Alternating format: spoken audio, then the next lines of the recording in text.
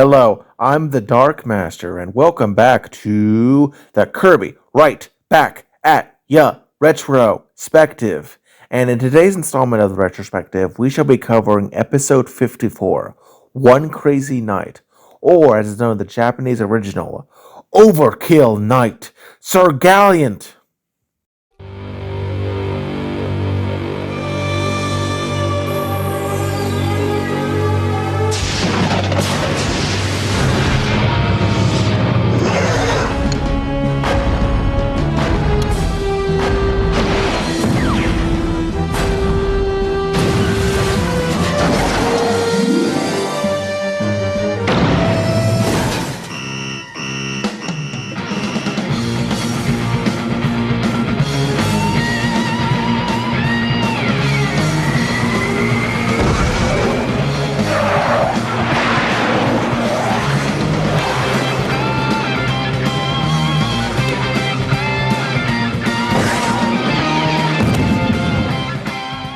This episode was originally released in Japan on October 26, 2002 as the 54th episode, which was a day after the Japanese release of Kirby's Nightmare in Dreamland, which was a remake of the original Kirby's Dream Land for the Game Boy Advance. While the English dub, it was released on November 8th, 2003, also as the 54th episode. It's so refreshing to see an episode which wasn't rearranged for some dumb reason.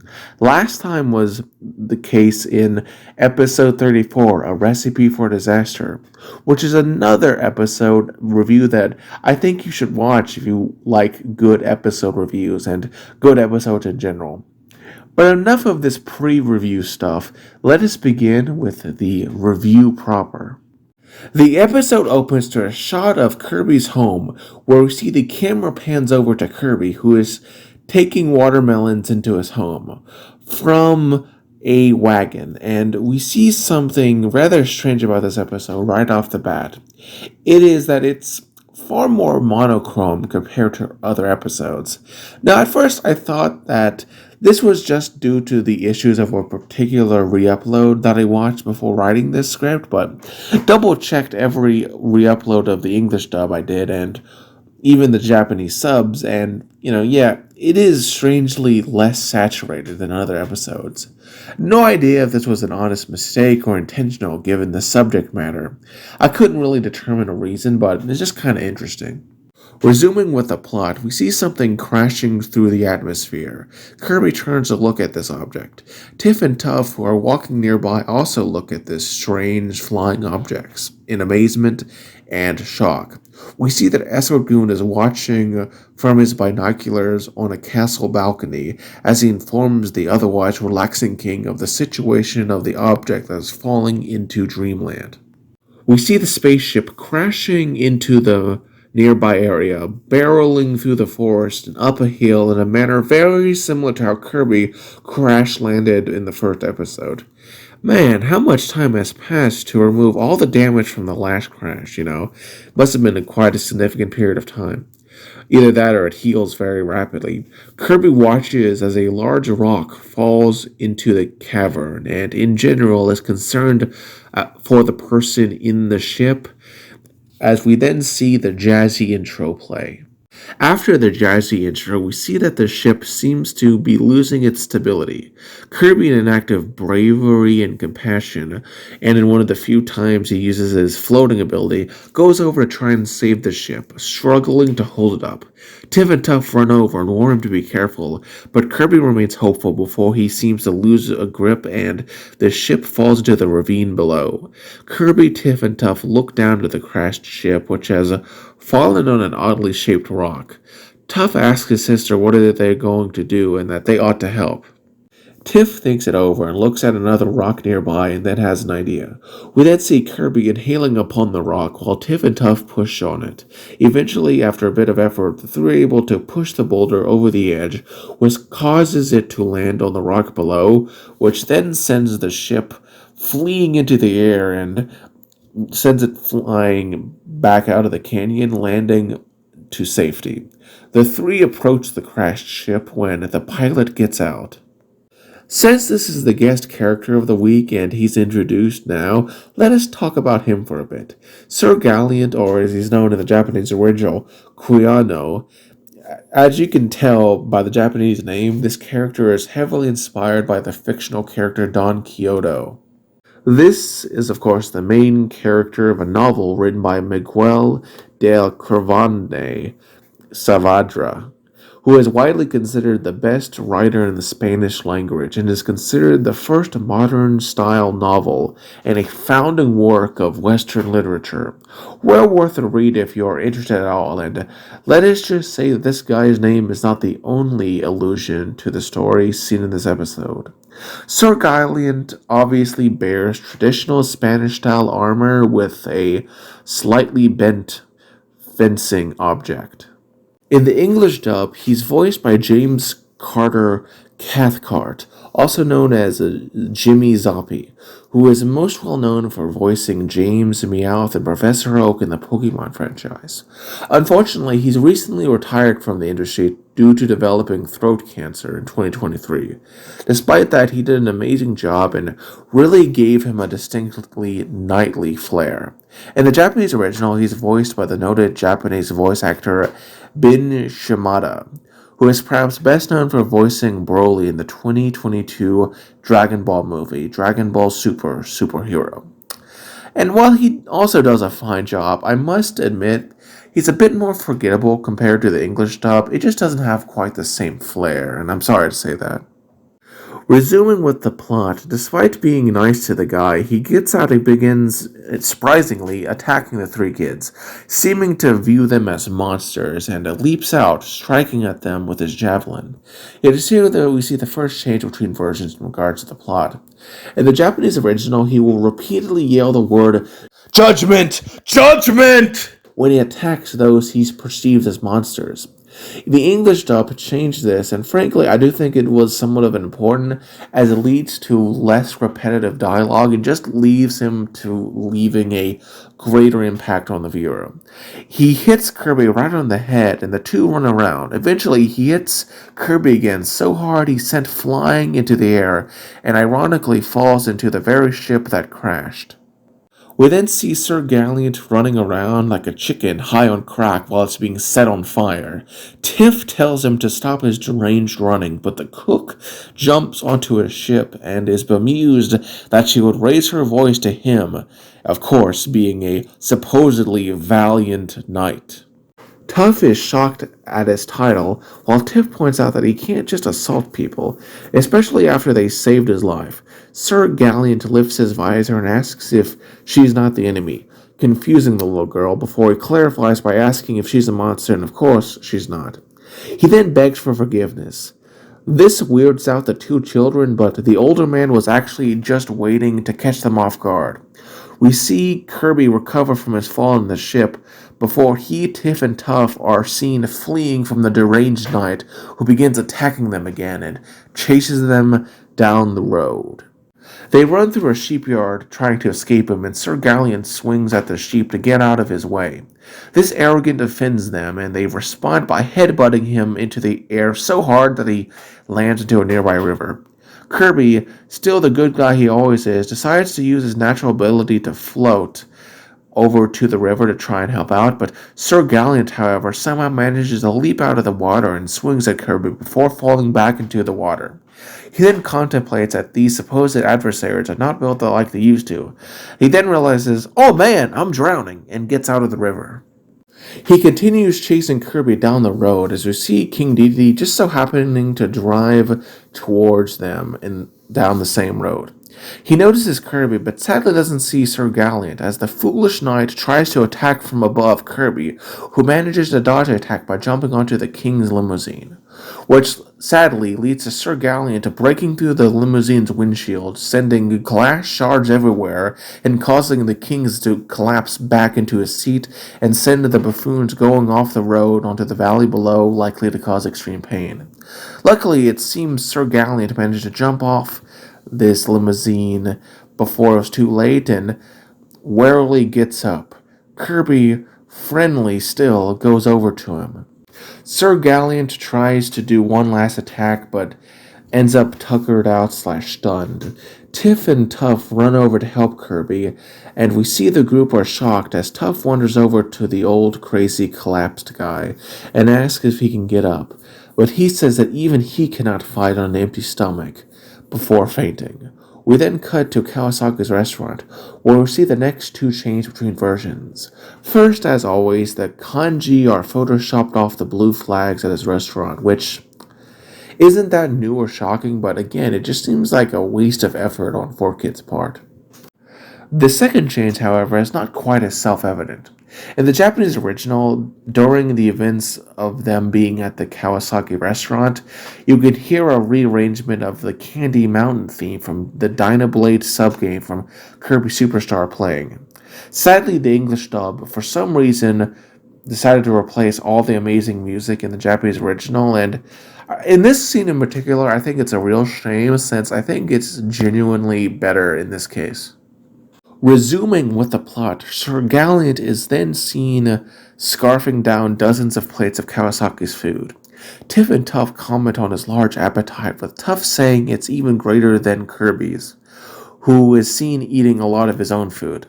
Kawasaki is frankly just happy that somebody other than Kirby enjoys his cooking, while Tuff makes a joke at his appetite, as we see that Sir Galant finishes his meal, cleaning off his plate. He then proceeds to thank Kawasaki like a king, which somewhat bemuses the lowly chef, as Tuff is flabbergasted. Tiff asks him his name, and we finally get him name dropped and asks if they heard of the guy, and the two kids admit that they haven't heard of him. He then explains that he travels across the galaxy to destroy monsters, and is from a long lineage of knights who have done such for a very, very long time. He then senses that there are monsters here, and we hear that the king has arrived in his limousine. Tuff, seeing an opportunity to play a practical joke, tells him that the monster has arrived, but before Tiff can tell him not to, he twirls his lance around and rushes outside to confront King Dedede and goes to face the king in Escargoon, who takes offense at Sir Galant calling the king a monster. Despite being twice the knight's size and outnumbering him, the two cowards run away from him as he chases after the pair, leading them to abandon their vehicle. Eventually, he is stopped by Sword Knight and Blade Knight, who proceed to engage in sword-based combat with Sir Galant, as the cowardly King Dedede and Escargoon escape town in their limousine. The three continue to fight, with Galant gloating that they shall never defeat him, but the two knights just walk away as he begins madly swinging in the air. He yells at them to come back before opening his visor. We then see the camera pan over to Meta Knight, who watched the whole thing unravel as Sword Knight points out how he fights rather amateurly for a supposed knight. This intrigues Meta Knight, who says that a knight should have more skill. Tiff and Tuff walk over to the back alley and ask them what is going on. Meta Knight says they don't know who he is, but that he is quite obviously a strange character. He turns to Blade Knight and Sword Knight, who say they should go and fix the crazy dude's ship so that he can leave as soon as possible. The three then head off to start their repairs. We then see Sir Galant and Kirby walk over to the pair of children. He says that Kirby was wandering about and he found him. Tiff asks if perhaps he is a Star Warrior, but that idea dies as he is revealed to have no idea what that even is. Tuff says he's just a nutjob, and Sir Galant asks if King Dedede the monster has been plaguing this village for long. And Tiff answers honestly, as Sir Galant then runs over to the center of town, gathering the attention of a bunch of Cappies, including the Mayor, Chief Bookums, and all the other named Cappies we've met multiple times over the 50-plus episodes that I've already reviewed. He announces that he was moved by their suffering at the hands of the king. This causes the mayor, the chief, and the others to say he's a crackpot, while Dr. Yabui says he needs a checkup. We then see him head off to confront the king, but is paused when he hears the voice of Mabel call out to him, and is stunned upon seeing her. She thanks him for trying to help the people, and he is just stunned by her appearance. And after she says that they wouldn't want harm to come to the gentleman, he gets rather excited and drops his lance, which causes her a lot of concern. However, he runs up to her and refers to her as Princess Zaya, where he then proceeds to bow at her, much to the confusion of herself. And after a commercial break, she asks why he called her a princess, and he says, in tears, that he never thought he'd see her again. This, of course, weirds out Mabel, who says she's never seen the old man before, as he asks if she has forgotten her brave knight Sir Galant. Walking back up to a tree, she says that she has no idea who he is, as Sir Galant protected her so long ago, as he explains. He reaches for her, but is stopped by Samo the simp bartender, who tells him to keep away from the lady unless he wants there to be trouble. Defensive, Sir Galant picks up his lance and to everyone's shock, proceeds to beat up the guy. We then see the gruesome results as we see 8 sizable bumps on the bartender's head, while Tiff and Tuff sigh at the incident as Mabel says it's rather strange. We then transition to the ruins outside of Cappytown as he asks if she truly doesn't remember him, and she says yes, that she's never seen him before, but she gets a little more empathetic when he cries that the enemy must have brainwashed her. We then see him explain via flashback that supposedly he protected the baby Mabel from the enemy attacking their kingdom, and they had to flee into space. Many years pass as the princess grew up.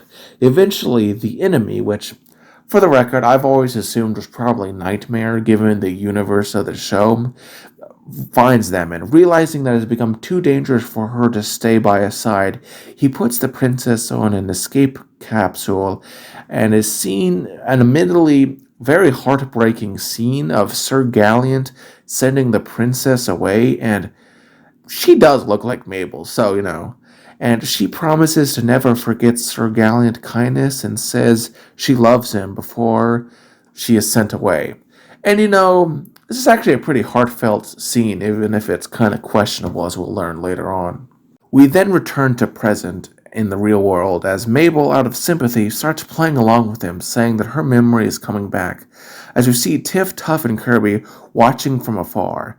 Tiff is amazed to learn that Mabel was once a princess.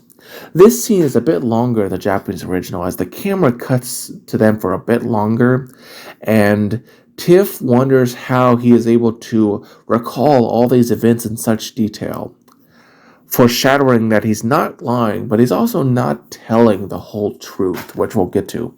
We also see Tuff say that the ship should be repaired now, and they decide to go. Honestly, nothing of real substance was lost, but I genuinely don't like how the English dub removed this, as I think the Japanese original better transitioned the scenes from one to another. We then cut back to Sir Galant's ship. Tiff asks Sword and Blade Knight how the repairs are going, and Sword explains that the outside is fine, but the inside is, well, a whole other story. Tiff then asks where Meta Knight is, but then Meta Knight emerges from the ship holding some strange bags and tells everyone to come inside, and we see that Sir Galant is not exactly the best at house cleaning, as Tiff wonders how someone could live in such a pigsty. Tuff, however, notices something and picks it up and to show the others, as we see that it's a comic book containing/featuring a knight in the same armor as Sir Galant. We also see the next change between versions here, as in the Japanese original, the comic has a title called Z Comics. 4Kids, for some absolutely insane reason, saw fit to airbrush that out. I don't really understand why. I mean, it's perfectly fine English, and they didn't even remove the issue number, so just weird. Like, one of those censorship things that I just have absolutely no idea why they even did that. Like, why remove that? Why? Even with the censorship, I like how the comic uses the same art from Sir Galant's flashback, which not only shows how far gone it is, it's also a very clever use of resources, I think. This scene also served as a hidden transition as we hear Didi's voice appear and eventually see the king and Escargoon reading and laughing at these old comics that Escargoon got from a local library that must have inspired the old geezer. Escargoon then pulls out a VHS tape. Gosh, remember those? Remember when those things were still around? My goodness. And he puts it in as we see the real Sir Galant fighting and losing to a giant windmill monster. This inspires the king as he and Escargoon laugh evilly at their devilish idea. We then cut back to Sir Galant taking Mabel to his ship, where he says that he'll take her away from this place and return her to her kingdom. She, however, says that she must remain behind to free Dreamland from oppression. This causes the old man to break down and cry, apologizing for being selfish, asking if she can forgive him. Mabel does so and says that he must leave without her. He then says he will, but that she must return when peace has been restored to Dreamland. Before this can continue, however, we see the king roll up on his limousine and seeking revenge for the old guy attacking him earlier. Sir Galant says he'll face the king, but Didi then calls upon the monster of the week, Wind Whipper. Since he's introduced here, let's talk about him for a bit right now. Wind Whipper is, well, pretty evidently a giant windmill with Kirby-like red feet. The design itself stands out for just how bizarre it is in terms of the broader Kirby context. Sadly, it has no credited voice actor and just makes generic kaiju monster noises.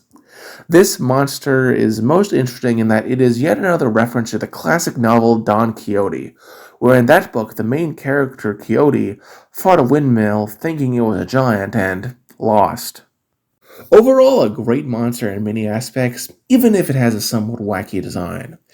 As we then cut to the commercial break, Sir Galant hesitates a bit as the king says he's shaking in his armor. Sir Galant takes Mabel to safety, and Mabel tries to reason with the old guy, saying that he can't win against the demon beast, but regardless, he runs off to confront the monster and says that they meet again, and that this time he will win. Wind Whipper answers by shooting out strange reflective windmill blades at the old knight. He tries to knock them with his lance, but is overwhelmed and pushed back. He looks back at Mabel and regains his resolve a second time. He charges at the monster again, but Wind Whipper responds by again shooting those windmill blades at Sir Galant, who quickly becomes overwhelmed and is thrown to his hands and knees, as some of the blades embed in his armor. Wind Whipper then rotates around some of his bigger blades and begins swirling them around, creating a sort of mirror, which causes Sir Galant to look into his own soul, as he can then begin to face reality. Throwing in some cruel words from both King Dedede and Escargoon about how he's an old fool, and basically the old guy has a nervous breakdown, screaming as his mental capacity breaks and his armor shatters and he becomes basically a quivering mess. Sword Knight and Blade Knight pull him away. Meta Knight inspects him, saying that he is very weak. Tiff asks if he can save the old man, and Tuff asks if he'll die, and Meta Knight explains that Sir Galant lived for his dream, and now that they're dead, he has no will to live anymore. Wind Whipper walks towards the group, and Tiff tells Kirby to suck him up, clearly very angry. The monster shoots his windmill blades at Kirby, who sucks them up to become...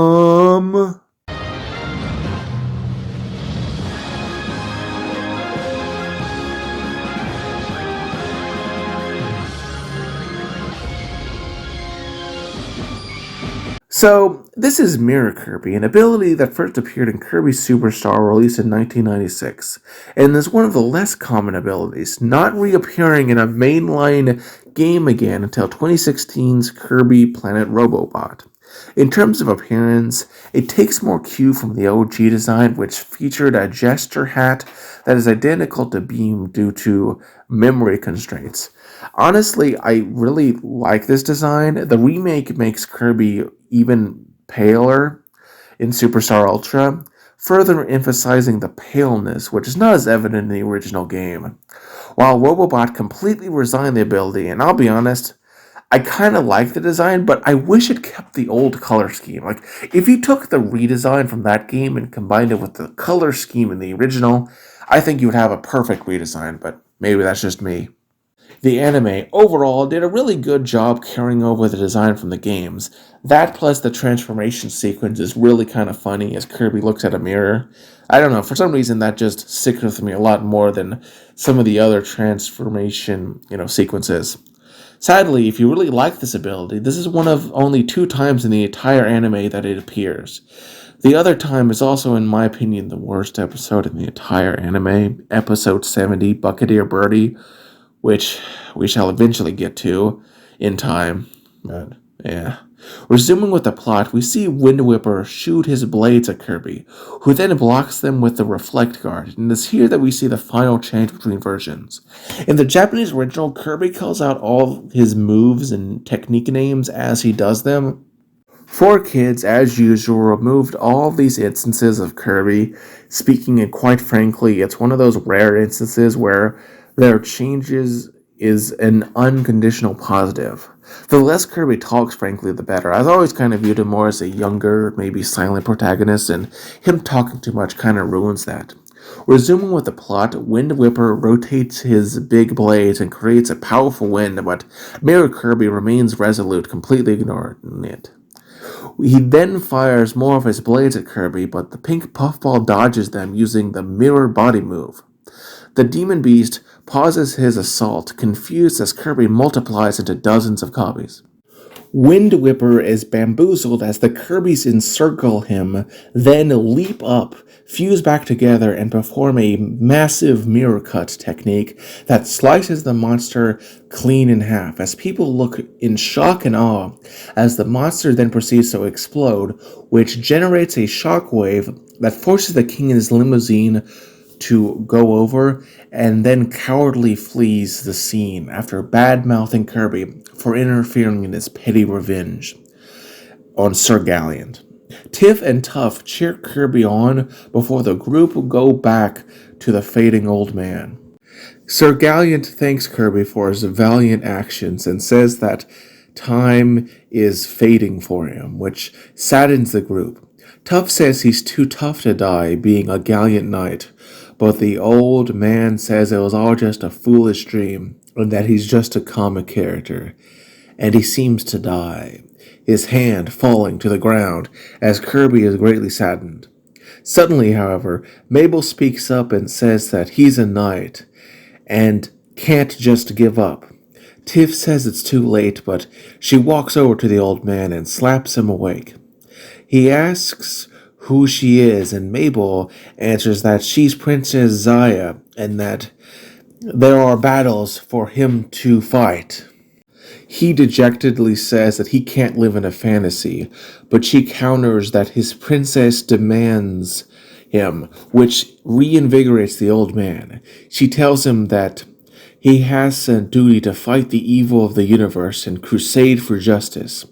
The old man leaps into the air, reinvigorated, and hops into his spaceship, says goodbye to Princess Zaya and the others, and blasts off into space. Tuff wonders what happened, while Meta Knight explains that Mabel restored the man's faith in himself and his dreams. Tiff asks Mabel what it was like to be a princess for a day, and Mabel answers by saying, "Dreams can be wonderful things," before turning to Kirby, who leaps in the air as the episode ends. Now let's discuss the episode's positives, negatives, and my final thoughts. Starting with the positives, right off the bat, this episode had perhaps one of the best one-off guest characters in the whole show, Sir Galant. This guy is very memorable, kooky old guy with an excellent English voice actor that leads one to have sympathy for the guy. I mean, if you really think about it, this guy is a pretty sad character, very tragic. This man has basically had nothing going for him except for this fantasy. And when it's shattered, you really just feel bad for him as he sort of just breaks down and has a nervous collapse. The plot as a whole just was really well executed, not only alluding to a great work of literary fiction, but also standing on its own merits in such a way that it can be perfectly enjoyed even if you are not familiar with the original story. Wind Whipper is not only a very interesting concept for a monster that I do think could work with a little retooling in a Kirby game, it also does a neat twist on the story, being a giant windmill based monster instead of just some old guy's delusions. Mabel is also an excellent component of this episode's plot, serving as a more grounded foil to the more excitable, Sir Galant, while also being open minded enough to aid the knight when he really needed it by playing along. We also see King Dedede play a very significant role in what I would argue is probably one of his most sociopathic instances of his petty behavior. I mean, this guy was just cruel, not only mocking this guy's dreams, but going out of his way to basically cause the guy to have a nervous breakdown. So you can really just see how truly evil the king can be. Also, it's nice to see a new copy ability here, an obscure one too. Mirror was excellent. Shame it only appeared in one other episode, but hey, I guess the rarity makes it more special. And even if the other episode it appears in wasn't all that good, it still is an excellent ability, and frankly, I'm happy to see it represented in the show. However, now it's time to start talking about the negatives of this episode. One issue that people have is that they don't know whether or not King Dedede ordered Wind Whipper from Nightmare Incorporated, but I think the episode implies it perfectly fine, and I don't really consider that criticism to be all that strong. Another criticism I've heard people say is that this guy is like an incel, and can I just say, that honestly makes me really angry. I hate how these words are just thrown around to the point of losing any meaning they once had. This guy had absolutely no romantic interest in Mabel and really viewed her more as like a sibling or a daughter. I don't know why people who call themselves progressive are so demeaning of mental health issues, especially when it occurs to like older men. It's just like kind of off-putting, frankly, and I think this criticism is completely without merit. One issue I do genuinely consider a flaw is some of the censorship that 4Kids engaged in. Not really removing, Kirby speaking or necessarily changing the dialogue of Sir Galant. I think both of those changes were perfectly fine and in some cases actually improved the episode. But specifically, other issues like why would they change the background music? It was actually better in the Japanese original in that one scene, or remove the text from the comics, even though they worked perfectly fine. They're just these really small changes that I don't know why they did, because they only served to weaken the episode. Also, I didn't like how some of the scenes were shortened and kind of ruined the clean transition that the plot's engaged in. Yeah.